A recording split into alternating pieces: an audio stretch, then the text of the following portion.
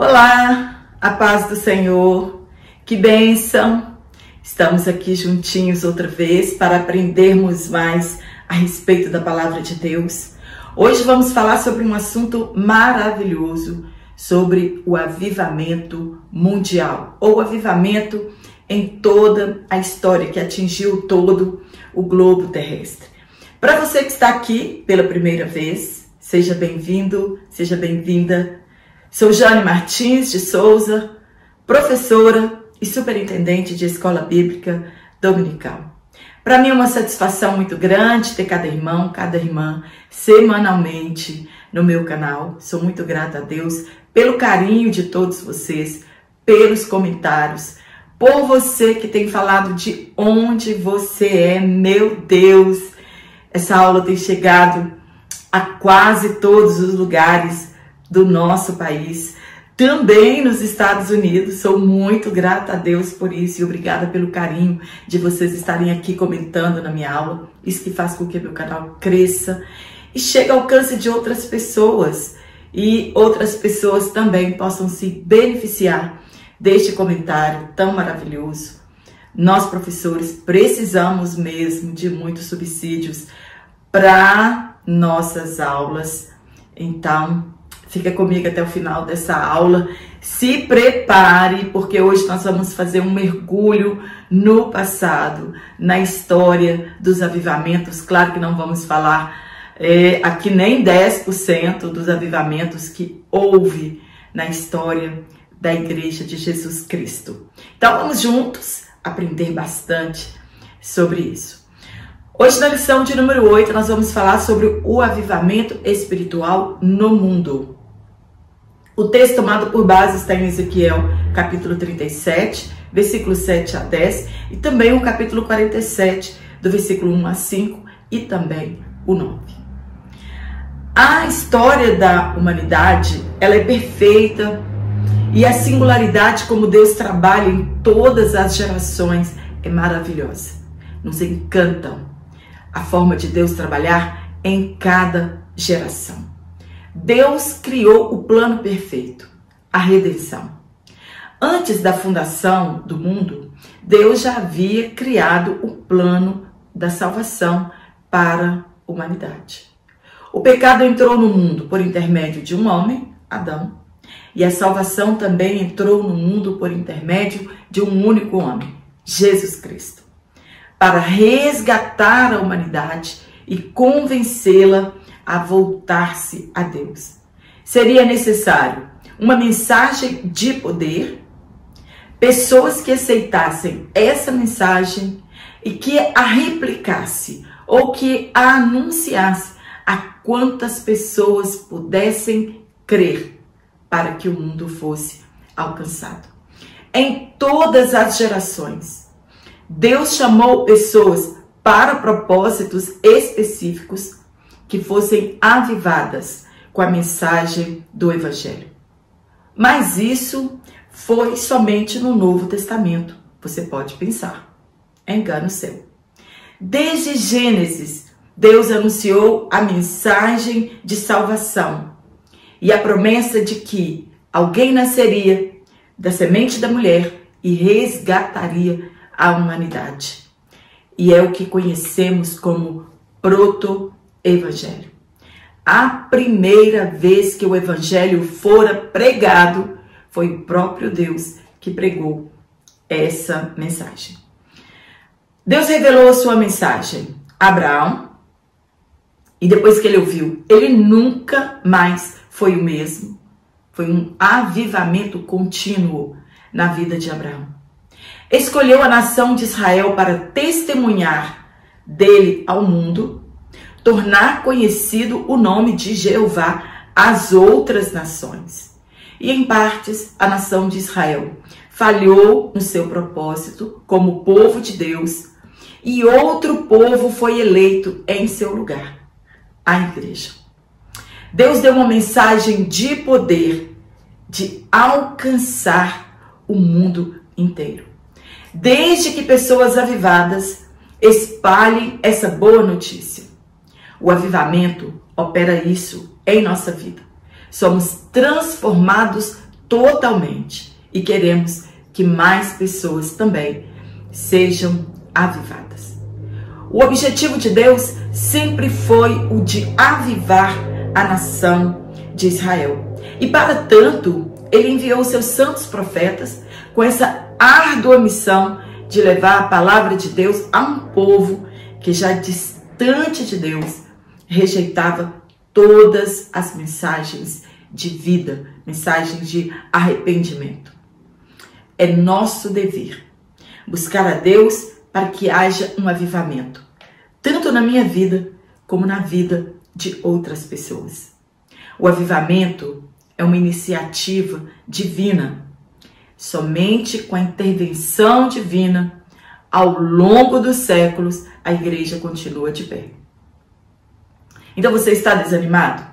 Você pode fazer a mesma oração de Abacuque. Aviva, Senhor, a tua obra no meio dos anos. No meio dos anos, a notifica. Deus é o mesmo Deus. Promoveu avivamentos em várias partes do mundo, em várias épocas. Houve avivamentos locais, regionais e mundiais. E todos, sem dúvida alguma, foram resultados da intervenção divina.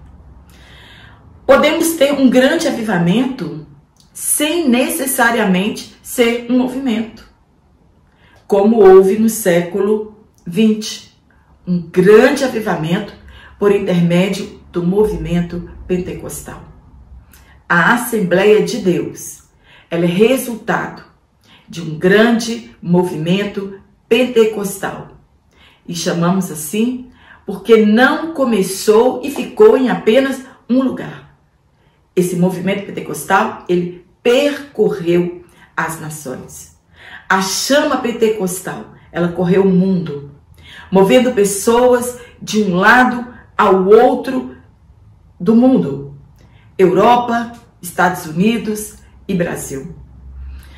Os missionários Daniel Berg e Gunnar Wingre chegaram ao Brasil, incendiados com o Espírito Santo, confirmando a profecia de Joel, entre aspas, derramarei do meu Espírito sobre todos os povos. No primeiro tópico, nós vamos falar sobre o avivamento no tempo de Ezequiel. Primeiro ponto, calamidade e restauração espiritual. Nós vamos falar aqui um pouquinho sobre o que nós já estudamos no trimestre passado. Tudo que Deus fez e que Deus faz é por amor do nome dele, zelo pela sua santidade. E Israel experimentou o zelo de Deus, mas também experimentou as suas muitas misericórdias. Eles poderiam ter sido riscados do mundo e apenas os livros contarem sua triste história e o seu final trágico. Entretanto, Deus derrama o seu amor quando merecíamos o castigo. E com Israel não foi diferente. O cativeiro foi o processo que Deus usou para poupar o remanescente. Deus decretou juízo sobre os idólatras, morreriam diante dos seus altares e deuses, seus ossos seriam espalhados diante dos altares e incensos destruídos. Por onde fossem, seriam devastados juntamente com seus ídolos. Alguns seriam poupados quando fossem espalhados por entre as nações. Se lembrariam de Deus e de suas práticas repugnantes. Colocaram no templo em Jerusalém uma imagem de ciúmes. E os pecados mais repugnantes eram cometidos ali mesmo, no templo. Adoraram a imagem do sol. E tudo isso levou embora a presença de Deus. Deus agora não olharia para eles com piedade. Deus trouxe juízo a Israel. Na visão de Ezequiel, ele viu 6 homens, que eram os guardas da cidade, cada um com uma arma letal na mão, e um homem de linho branco, com um tinteiro na mão, que marcaria a testa daqueles que não se contaminaram, e suspiravam e gemiam por causa de todas as práticas repugnantes que são feitas nelas, ou que eram feitas nelas. Somente pessoas avivadas por intermédio da palavra de Deus aborrecem o pecado e oram suplicando a Deus misericórdia, avisando aos desavisados acerca do juízo divino. Mesmo diante de tudo isso, havia esperança para Israel. Mesmo diante de tudo que estamos vivendo e do que ainda viveremos, há esperança para a Igreja de Cristo. A promessa de restauração nacional e espiritual de Israel não é por causa deles, mas porque Deus zela pelo seu nome, por amor do seu nome. E será santificado meu nome por intermédio de vocês. Deus promete os tirar dentre as nações, por onde foram espalhados, e os trariam de volta para a sua própria terra. Aspergirá água pura sobre eles e ficarão puros. Receberão um coração novo, um espírito novo, e assim obedecerão os decretos divinos. Em parte, essa profecia já se cumpriu. No ponto 2, um vale de ossos secos. Essa visão era a representação espiritual de Israel. Seriam abatidos em céu aberto, o que eles acreditavam não acontecer, pois haviam falsos profetas que os enganaram acerca do juízo divino. E quando veio o cerco por Nabucodonosor, se cumpriu a profecia, e morreram de fome, pestes e pela espada, e não houve sepultamento de cadáveres. Mesmo em meio a tanta desolação, Deus trouxe esperança àquela nação. Não era para aqueles dias. A visão, ela trata de duas fases. Primeiro, a restauração nacional e a restauração espiritual de Israel. Na visão, Ezequiel vê muitos ossos sequíssimos no vale, literalmente um campo de batalha. Era um cenário de derrota absoluta. Era sinal para eles de não haver mais esperança, que seriam cortados para sempre. Quando Ezequiel profetizou, houve um barulho, um som de chocalho, e os ossos se juntaram, osso com osso. Foram cobertos de tendões e de carne, e depois de pele. Era a primeira fase da restauração. Não havia espírito neles. E isso se cumpriu em 14 de maio de 1948. Ganharam o direito de ser uma nação novamente. Porém, ainda não se cumpriu a restauração espiritual. Era um corpo, porém sem espírito. Ainda não se voltaram totalmente a Deus. Não reconheceram Jesus Cristo como Messias enviado. Jesus afirmou a eles que somente o veriam outra vez quando dissessem, abre aspas, bendito o que vem em nome do Senhor, fecha aspas. Ponto 2. O rio das águas purificadoras. Falamos sobre a promessa da aspersão sobre eles. E agora, no capítulo 47 de Ezequiel, a promessa é de um rio, cujas águas são purificadoras. É, literalmente, o derramamento do Espírito Santo na vida daquela nação. Ezequiel foi levado a um rio que a cada 500 metros a experiência era diferente.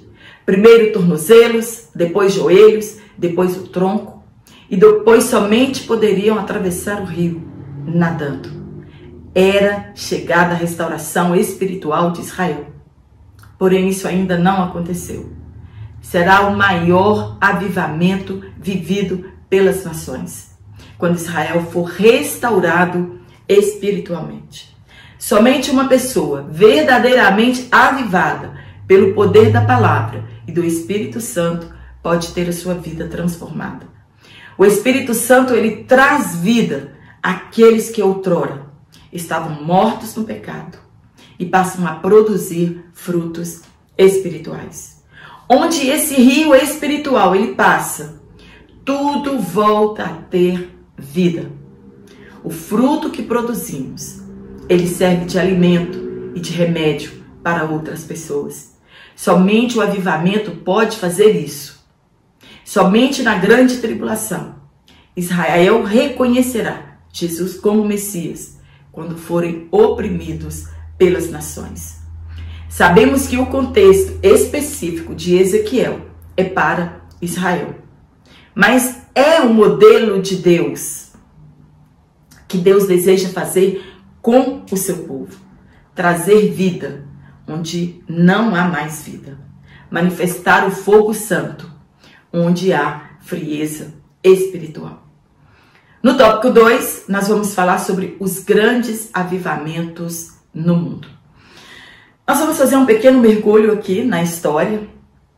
A nossa lição está um pouco resumida, então eu vou trazer só, dar umas pinceladas a mais para abrir o nosso entendimento e conhecermos de fato como foi a história dos avivamentos no mundo. E lembrando a você que eu vou deixar na descrição dessa aula o link do meu WhatsApp, que você entra em contato diretamente comigo, se você quiser ser um assinante trimestral, e também se você quiser receber apenas esse comentário único. E também o link do meu Instagram, se você quiser me seguir em minhas redes sociais, e um banner aqui, como você faz para receber e ser um assinante do trimestre de todas as aulas da nossa EBD. Foram vários avivamentos vividos pelo povo de Deus e alguns impactaram várias nações.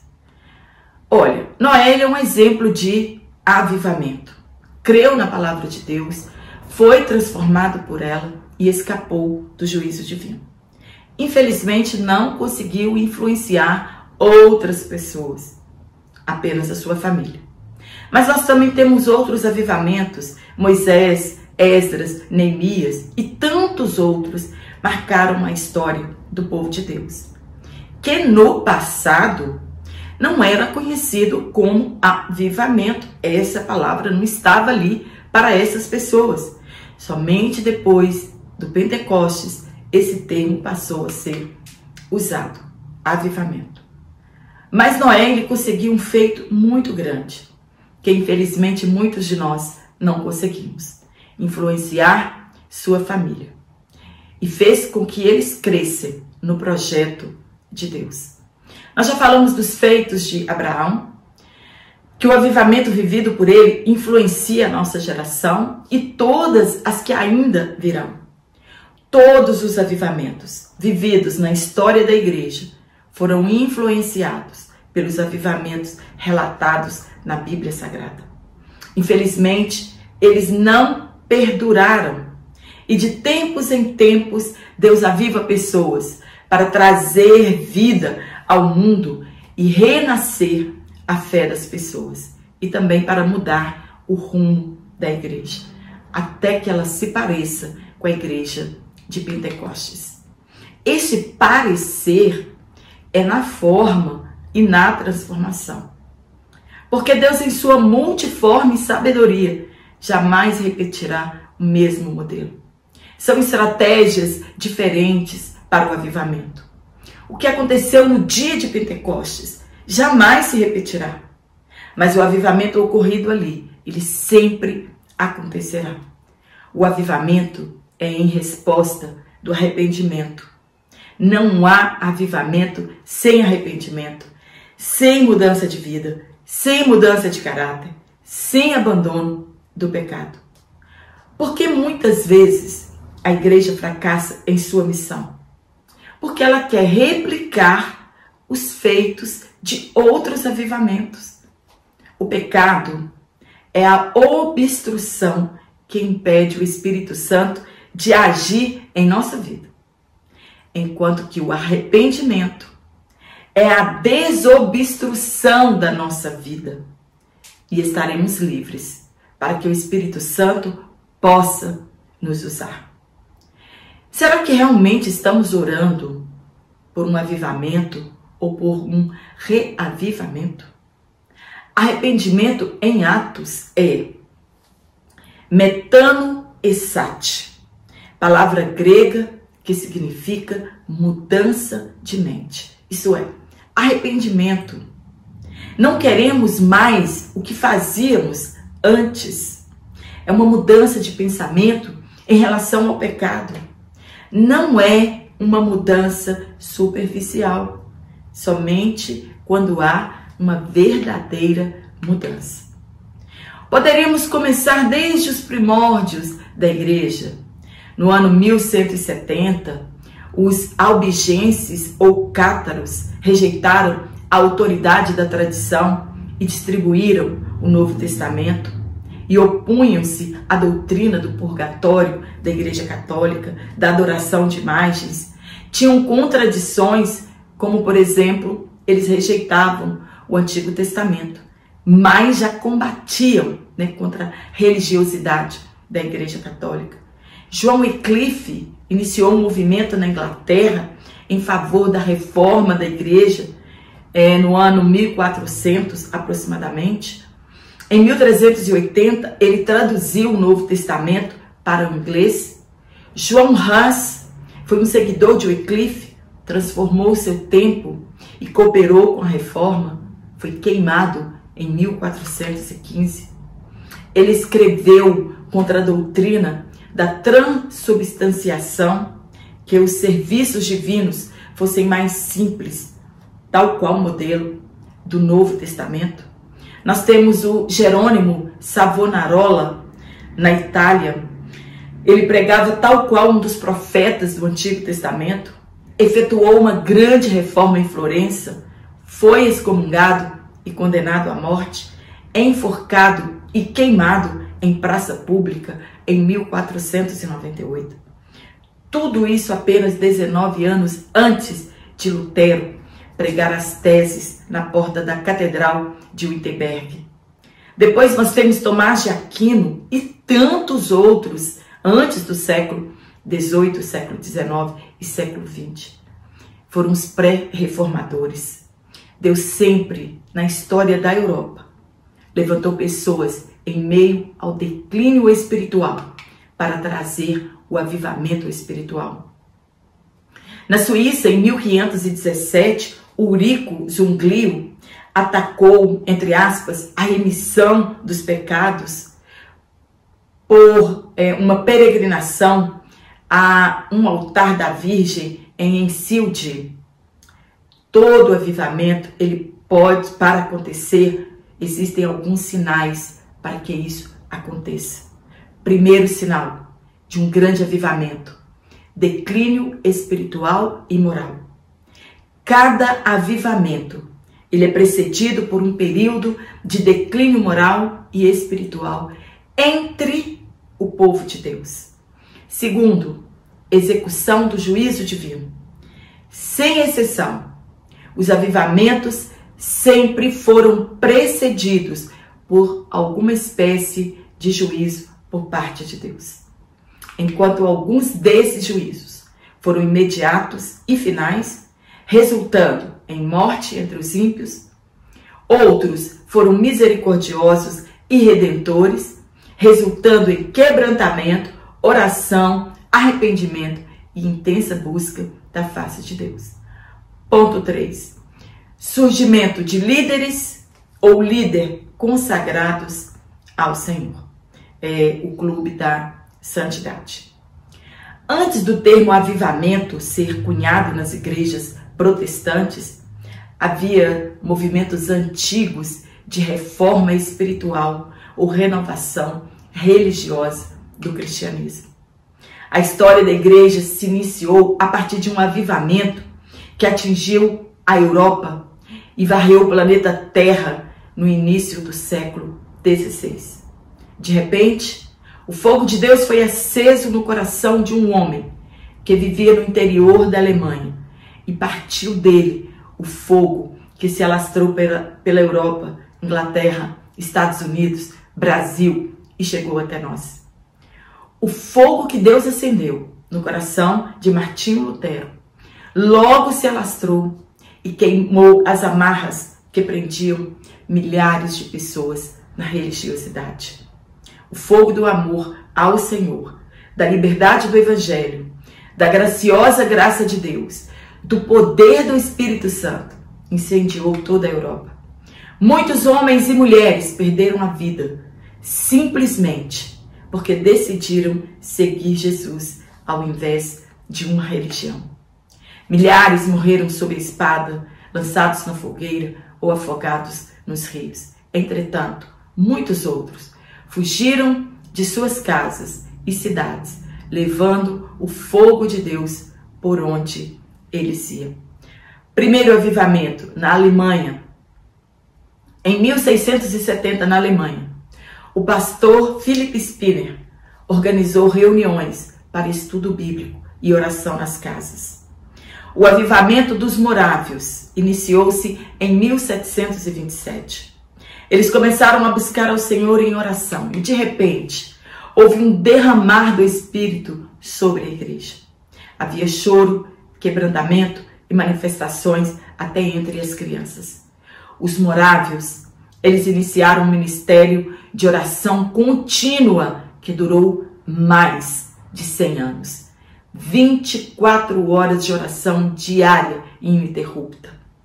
O conde Nicolau von Zinzendorf, em 1722, ele deu abrigo em sua propriedade, chamada Herrnhut, Cabana do Senhor, a um grupo de 300 pessoas que estavam sendo perseguidas na Morávia, Áustria e leste europeu, por serem adeptas da sã doutrina pregada por John Huss, que nós já falamos no início da aula. Esse grupo de imigrantes deu origem aos conhecidos irmãos morávios. Eles conduziram uma vigília de oração ininterrupta durante 100 anos e adotaram a simplicidade como modo de vida, dando grande assistência aos necessitados de sua sociedade. Fizeram missões transculturais devido ao apelo dos povos indígenas. Depois de 100 anos de intensa atividade missionária, os irmãos morávios estabeleceram 41 centros missionários, 40 mil batizados nos campos e 208 missionários ativos. 50 anos depois, esse número subiu para 700 centros missionários, 83 mil batizados, 335 missionários ativos e 1.500 obreiros nacionais. A proporção chegou à impressionante marca de um missionário para cada 25 cristãos morávios. Marca essa que dificilmente será superada por alguma empreitada missionária. Ponto 2. O avivamento na Inglaterra. Na Inglaterra, John Wesley foi o instrumento de Deus para mudar a história da igreja. Homem de oração que deu ênfase ao estudo bíblico. Ele opôs-se ao álcool, à guerra e à escravidão. Houve muitas conversões. Pregaram contra o formalismo sem poder das igrejas. Tendo fundado a igreja metodista no decorrer do seu avivamento, este chegando a alcançar mais de 120 mil fiéis. Ponto 3. No país de Gales, Evan John Robert nasceu 8 de junho de 1878 e morreu em 29 de setembro de 1951. Ele foi um protagonista do avivamento do país de Gales entre 1904 e 1905 e que sofreu muitos contratempos em sua vida mais tarde. Evan teve uma visão de uma foto de um cheque com 100 mil de almas salvas. Se fosse hoje um materialista, imaginaria que Deus estaria dando a ele muito dinheiro. Dentro de poucos meses, em outubro de 1904, era este o caso. O avivamento galês era notícia nacional e pouco tempo depois, Evan Robert e seu irmão Dan e seu melhor amigo Sidney Evans estavam viajando pelo país a realizar encontros de avivamento.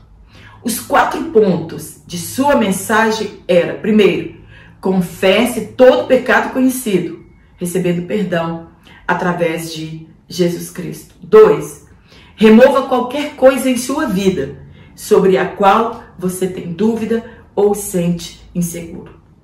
3. Esteja pronto a obedecer o Espírito Santo imediatamente. E 4. Confesse publicamente o Senhor Jesus Cristo.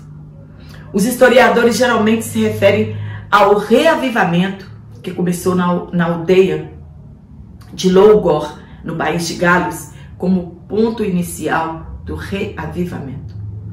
Evan Roberts, ele foi um instrumento usado por Deus para inaugurar o reavivamento de 1904.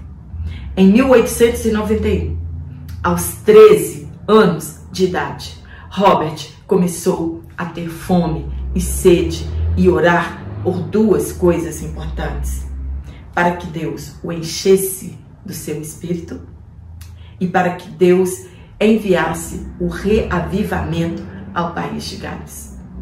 Será que nós temos feito essa oração? Pedir a Deus que nos encha do seu Espírito Santo e que haja um reavivamento no Brasil?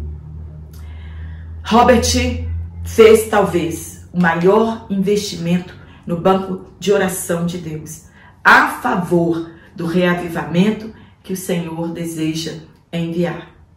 E talvez fosse essa a razão de Deus ter começado a onda internacional de reavivamento no país de Gales, através de Evan Roberts. Mas na noite de domingo, 30 de outubro de 1904, durante o culto, Robert teve uma visão dos seus amigos de infância, e ele entendia que Deus estava falando para ele voltar para casa e evangelizá-los. No dia seguinte, Evan Robert reuniu os jovens da igreja e começou a passar a sua visão para o avivamento. Ele ensinou que o povo orasse uma oração simples, entre aspas: envia o Espírito Santo agora, em nome de Jesus Cristo. O país de Gales é um dos 4 países que compõem o Reino Unido: Inglaterra, Escócia e Irlanda do Norte. Ponto 2. O avivamento nos Estados Unidos. Em muitos círculos atuais, quando se fala em avivamento, o que as pessoas pensam? Uma grande campanha evangelística, com várias reuniões especiais, com um convidado especial e com uma música especial. Charles Grandison Finney, ele foi um pregador, professor, teólogo, abolicionista e avivalista estadunidense. Um dos líderes do segundo grande despertar. Quando ele pregava, o Espírito Santo tomava conta do ambiente. Os pecadores caíam prostrados, arrependidos dos seus pecados. Finney via cerca de 50 mil pessoas semanalmente se converterem ao cristianismo. O avivamento era a notícia dos jornais. Afirmou que se não tivesse um espírito de oração, ele não teria tido nenhum sucesso. Infelizmente hoje, muitos confiam na instrução e ignoram a obra do Espírito Santo. Ponto 3.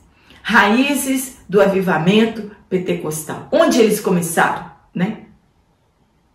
O avivamento, ele teve suas raízes, claro, que em Atos 2. E outros foram fortalecendo a fé uns dos outros.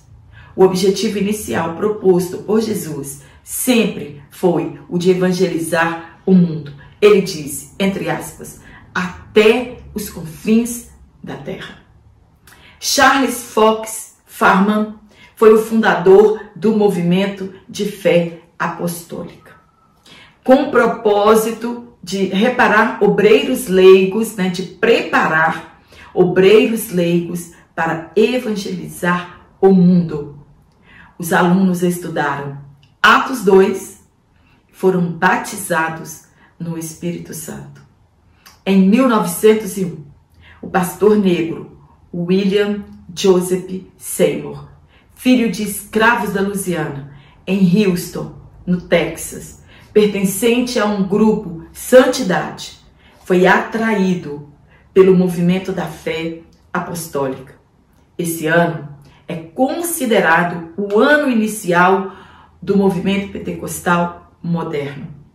Mudou-se para a Califórnia e em sua casa eram realizados os cultos. E aquele lugar acabou ficando pequeno, pois uma multidão era atraída àquele lugar, o que nós chamamos de cultos domésticos, que é uma grande estratégia de evangelização. Ele encontrou um prédio abandonado, sua casa já ficou pequena, o lugar já não comportavam as pessoas. Então, naquela procura, ele encontrou, um prédio abandonado, um salão abandonado, na rua Azusa, número 312, em Los Angeles, onde fundou a missão evangélica de fé apostólica. Foi dali, ou ali, que começou o avivamento pentecostal do século XX e que impactou o mundo inteiro. Nós somos resposta deste avivamento da rua Azusa.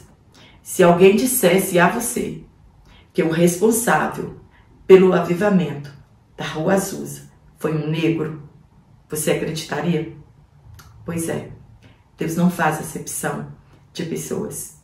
O último tópico, nós vamos falar sobre os avivamentos mudam a história. Muda a história da minha vida, a história da sua vida, a história da nossa igreja, a história da nossa comunidade, a história do mundo.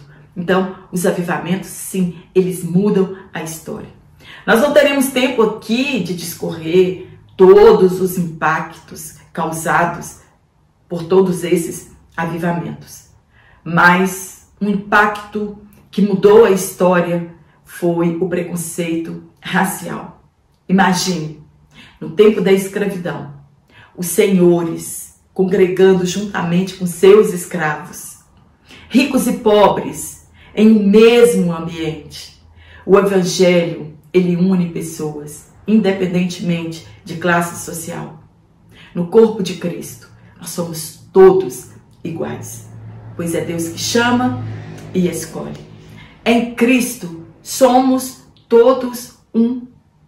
Todos são batizados no Espírito Santo, recebem dons espirituais e também dons ministeriais, aqueles que são chamados por Deus. Não há acepção de pessoas no reino de Deus e o avivamento, ele devolveu isso às pessoas. No ponto 2, a geração depois do avivamento. Olhando hoje para a Europa, para os Estados Unidos, para o país de Gales, para o Brasil, nós percebemos que eles não permaneceram no mesmo avivamento que eles receberam outrora. O que é que mudou? O fato é que aqueles avivalistas do passado, eles passaram.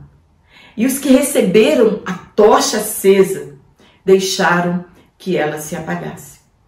Somente Deus pode intervir outra vez na história e despertar homens e mulheres que aceitem o desafio de incendiar o mundo. Deus, ele não mudou, ele é o mesmo. Nós é que mudamos e deixamos que a chama apagasse. Nós temos que reavivar, reacender essa chama do avivamento e colocarmos à disposição do Espírito Santo, por intermédio da oração, da pregação da palavra, do abandono da vida, do pecado, para que ele possa nos usar. Formalismo, interesses pessoais, desprezo pelas pessoas mais simples, enfim, eles erraram a fórmula. O que aconteceu com a geração de depois dos 100 anos da Assembleia de Deus no Brasil? Nós devemos orar para que Deus levante mais Daniel Bergen, Gunnar Vingres, Charles Finney, William Seymour, tantos outros que incendiaram esse mundo, trazendo o avivamento outra vez para a Igreja de Cristo. Que Deus tenha misericórdia do nosso mundo atual. Amém? Espero ter te ajudado com este comentário. Se você gostou, dá um curtir aqui na minha aula. Se você está aqui e ainda não se inscreveu no meu canal, eu peço a você que se inscreva para que meu canal continue crescendo. Compartilhe em suas redes sociais. Você não pode deixar de curtir e de comentar na minha aula para que o YouTube sugira minha aula para outras pessoas, né? Então ganhe um outro inscrito para o meu canal, para que outras pessoas também possam ser abençoadas com estes comentários da palavra de Deus. Quero mandar um grande abraço para você e quero só dar um aviso aqui. Talvez a próxima aula eu não grave, né? Eu vou gravá-la com certeza, mas não vai ser assim tão urgente como todas as aulas minhas que eu posto no domingo ou na segunda-feira. Eu vou tirar um período de descanso e talvez eu não consiga, né, gravar em tempo hábil a próxima aula. Mas as pessoas que assinaram, né, o trimestre, que recebe o meu PDF, não precisam se preocupar. Você vai receber o comentário certinho lá no seu WhatsApp. E se eu não conseguir, né, postar a minha aula, talvez até no final da próxima semana eu consiga postar a minha aula. Mas se eu não conseguir, né, me aguarde aqui na próxima aula, se Deus assim me permitir. Mas o PDF da lição, da próxima lição, com certeza eu vou distribuir normalmente para todos vocês. Um forte abraço a todos vocês. Que Deus, na pessoa de Jesus Cristo, continue abençoando a sua vida e que você tenha uma excelente aula.